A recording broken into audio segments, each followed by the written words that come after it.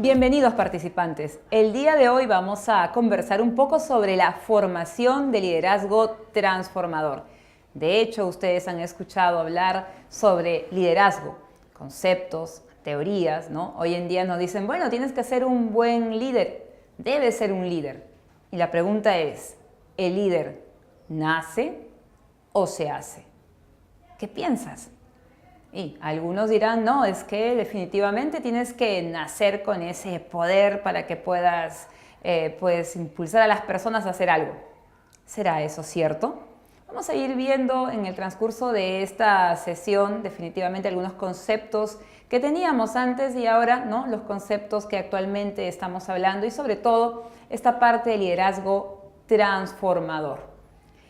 Por ahí cuentan básicamente la vida de San Francisco de Asís, por ejemplo, ¿no?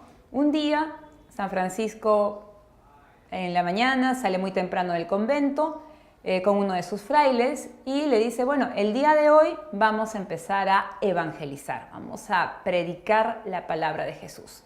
Entonces el fraile se va muy contento con Francisco y comienzan, ¿no?, la tarea del día a día, empiezan a ayudar a una persona, dan de comer a otra persona hambrienta, curan a un leproso, ¿no? Y van caminando y durante toda la jornada van sirviendo a la otra persona, ¿no? Total que se pasa todo el día, llegan por la noche al convento y el fraile le pregunta a San Francisco de Asís, pero Padre Francisco, ¿y cuándo hemos, ¿no?, hablado de Jesús?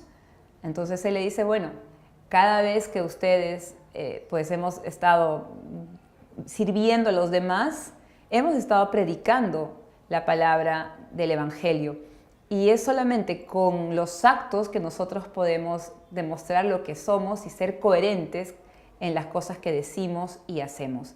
Y esta es parte de la característica primordial de un líder transformador. Es aquel que realmente va a tener una visión clara de las cosas, que va a convertir la situación que se tiene real en este momento a lo que desea alcanzar. Es aquella persona que va a interrelacionarse con el equipo de trabajo, que va a tener esa empatía con ese grupo, ¿no?, de personas con quienes va a trabajar y que va a fijar objetivos. Esos objetivos que van a ser flexibles y que van a ser siendo evaluados cada vez que va transcurriendo un determinado tiempo. No solamente es la persona carismática, ¿no? Entonces el carisma ayuda a fomentar esta parte de motivación y liderazgo, pero básicamente son las acciones las que nos llevan a llegar a esos logros que nosotros queremos desear. Y por aquí ustedes pueden preguntarse también, hasta nuestros tiempos, desde toda la historia, se ha hablado de muchos hombres y mujeres que son líderes, han sido líderes, que nos han dejado siempre un legado, ¿no? Ustedes pueden pensar, cada uno de ustedes, por ejemplo, a qué persona admiran hoy en día, ¿no? ¿Qué líder, qué lideresa creen ustedes, ¿no?, representativo y como modelo también para nuestro actuar? Podría estar Martin Luther King, podría estar Monseñor Romero y santo, ¿no?, San Monseñor Romero, en el cual también se vio reflejada toda la parte del trabajo cristiano que hizo para poder denunciar la explotación que tenía el pueblo en ese momento. Y también vemos otra imagen, otra representación de un hombre que definitivamente siempre buscó la paz para su pueblo, pues Mahatma Gandhi. Y Mahatma Gandhi, recordábamos también en unas sesiones anteriores, que él desarrolló lo que era la conciencia a nivel séptimo, ¿no?, este nivel altruista de la persona. Y ese nivel altruista de la persona nos lleva precisamente a esta transformación, ¿no?, que no es solamente un cambio interior, sino que también esa actitud refleja hacia las otras personas,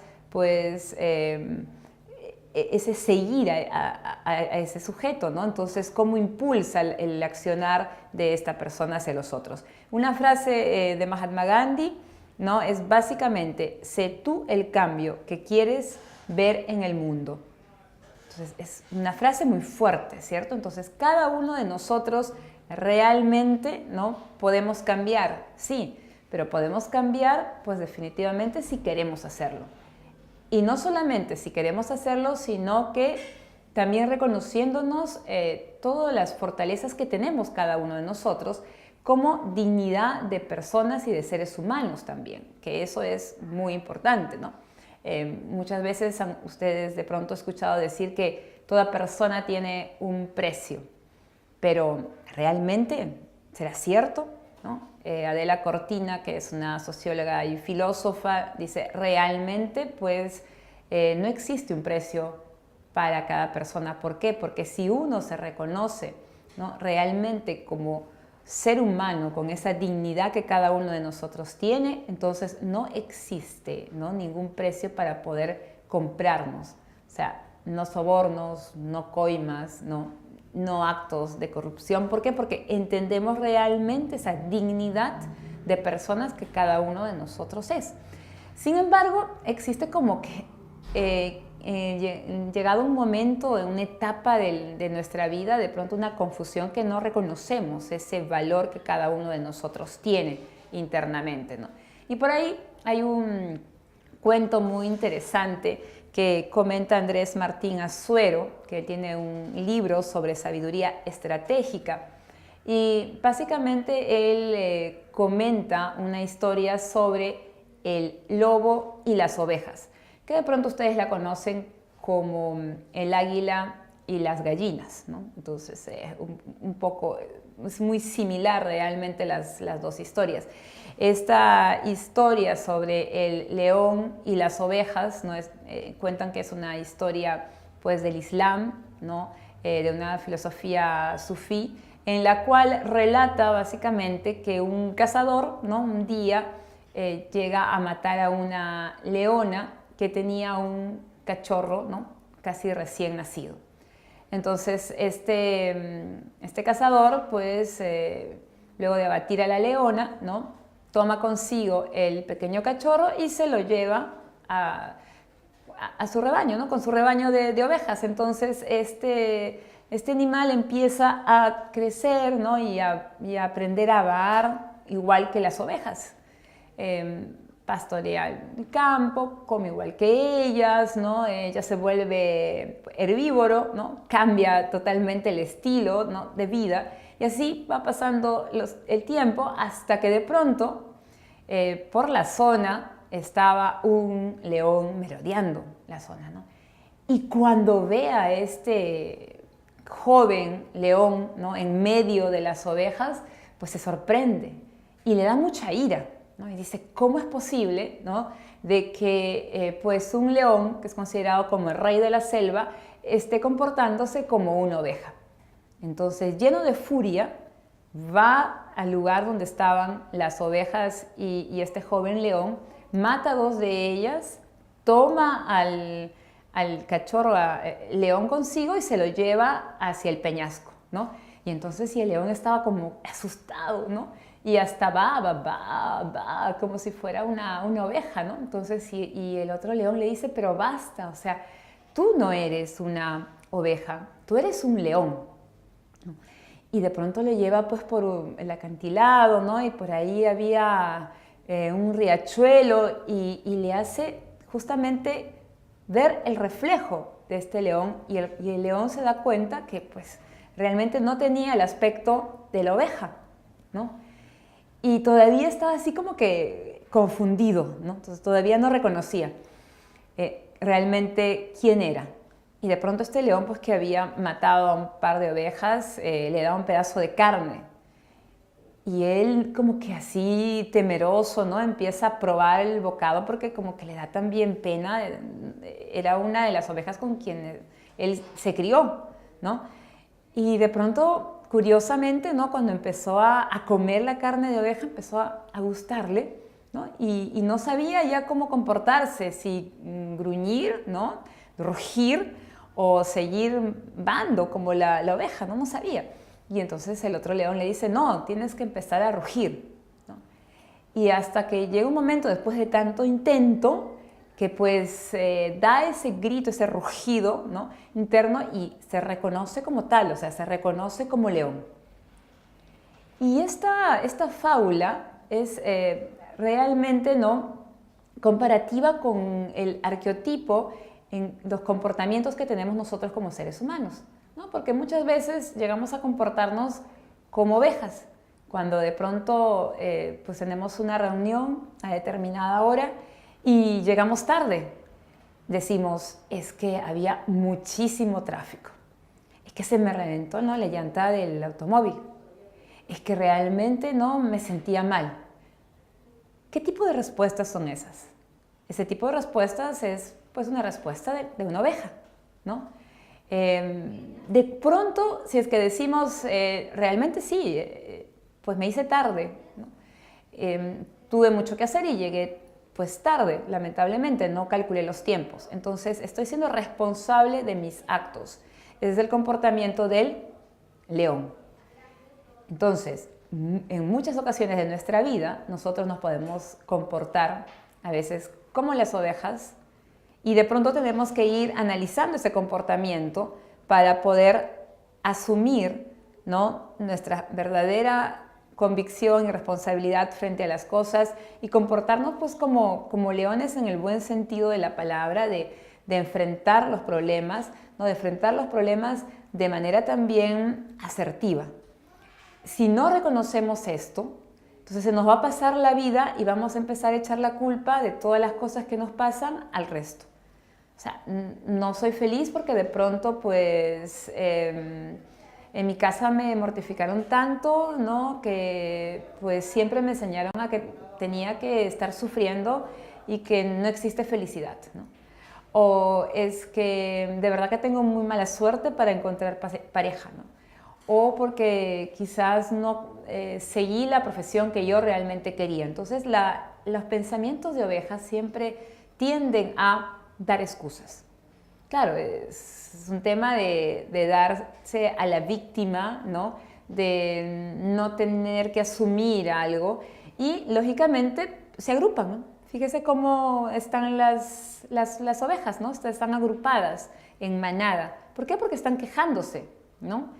Sin embargo, los leones no. O sea, los leones generalmente, pues ahí sí, un rey de la manada, pero es el que va a estar siempre enfrentándose a la realidad, ¿no? Y va a asumir el problema que pueda presentarse en ese momento.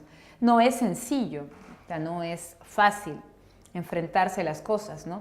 Decir me equivoqué, decir tengo que cambiar, tengo que mejorar, pero tenemos que comenzar por eso. Cómo se empezaron a formar los hombres y mujeres que realmente transformaron ciertas situaciones en la vida, ¿no? O sea, ¿por qué se ha conseguido muchas cosas en el tema de respeto a la dignidad humana y respeto a los derechos humanos? Por esa valentía de muchos hombres y mujeres. Algunos los conocemos, otros anónimos, pero que realmente pues enfrentaron muchas dificultades en diferentes situaciones de la vida. Y de ahí empieza a surgir pues muchas teorías sobre el liderazgo, ¿no? Hay diferentes teorías de liderazgo y nosotros vamos a ir iniciando básicamente la sesión con el tema de la definición.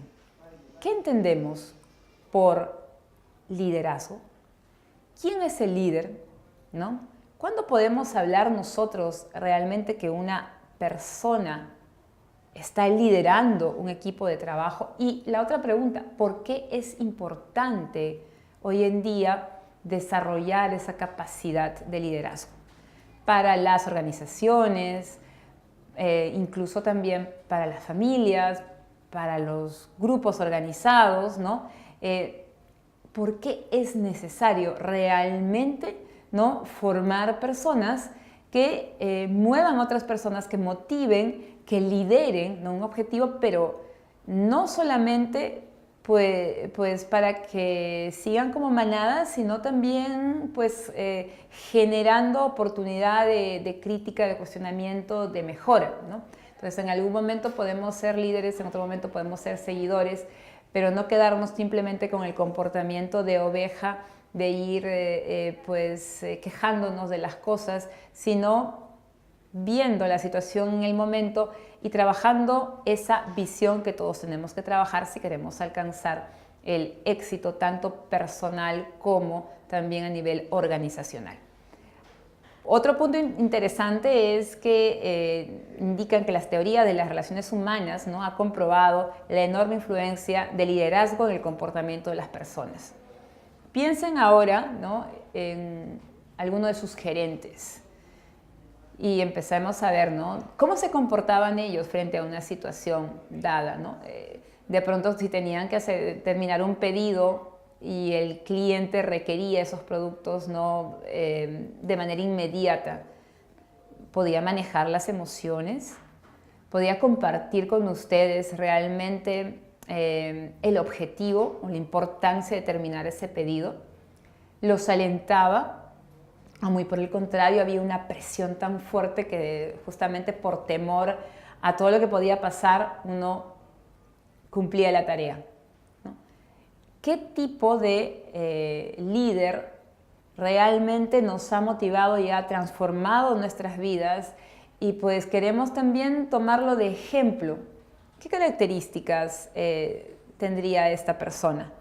De pronto podemos ver nosotros, ¿no? Básicamente decíamos, aquella persona que cuenta con una visión clara, ¿no? Aquella persona que realmente hace esfuerzos para trabajar ese propósito, alcanzar tanto de manera personal como a nivel de empresa. El ser humano que va a interrelacionarse también con los colaboradores, que va a delegar funciones, que no es que solamente haga él la tarea, sino que también comparta las tareas con las otras personas.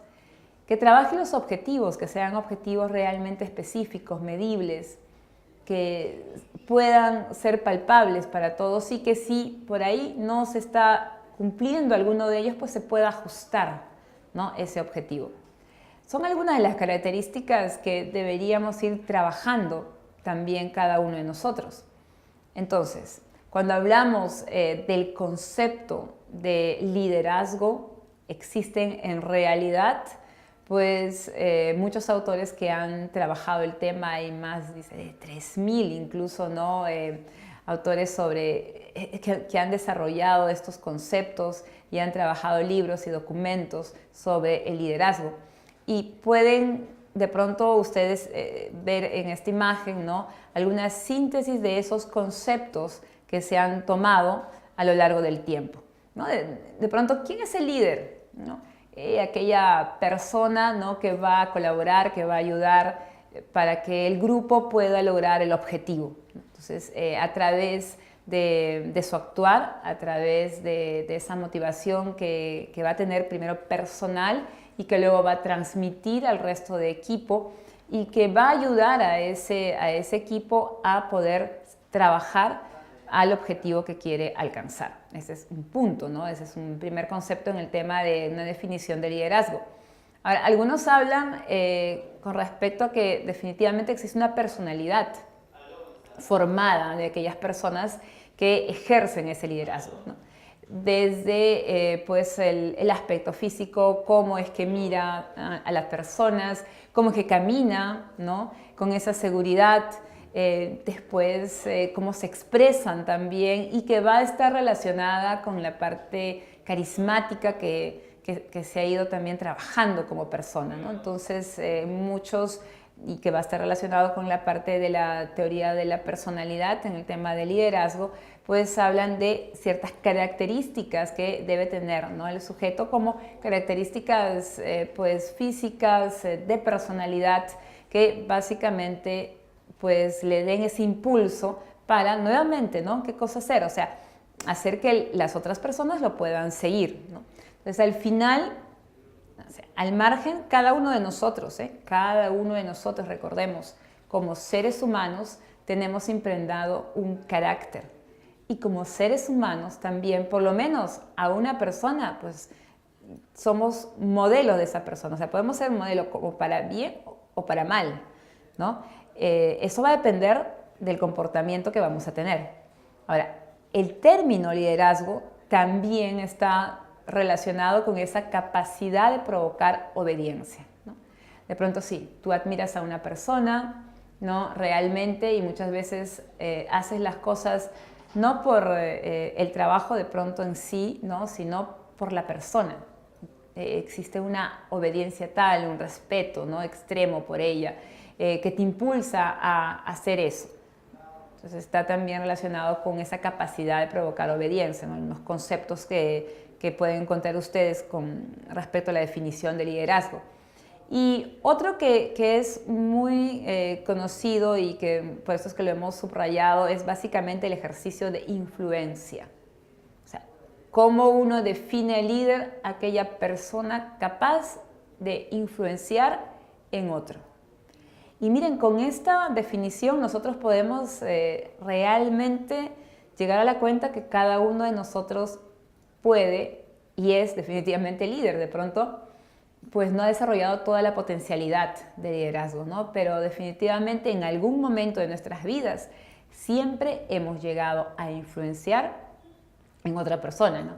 Hasta cuando salimos a comer y decimos, no, bueno, se provoca pollo, ¿no? Pollo a la brasa. Y de pronto ustedes dicen, no, pero mejor un ceviche, ¿no?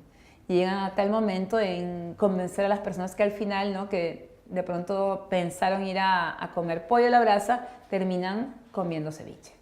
Entonces, siempre en algún momento de nuestra vida, ¿no?, hemos influenciado en otra persona para hacer lo que nosotros queríamos que hagan, ¿no? Entonces, y aquí también es otro punto interesante de detenernos. ¿Por qué?